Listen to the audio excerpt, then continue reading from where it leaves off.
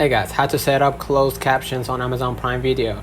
So sign into your Amazon Prime Video app or go to the Amazon Prime Video website. Navigate to the short or video that you want to watch. Click on the video to stop playback.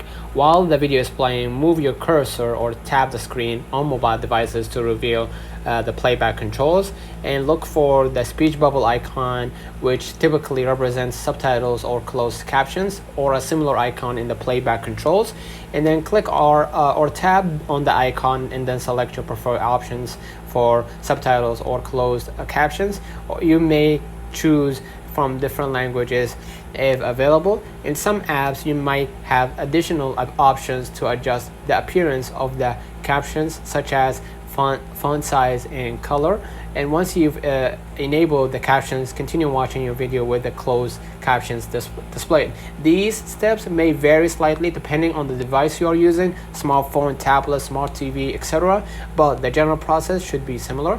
Enjoy your watching. So let's know in the comments if this video helped you. Don't forget to like and subscribe, and thank you for watching.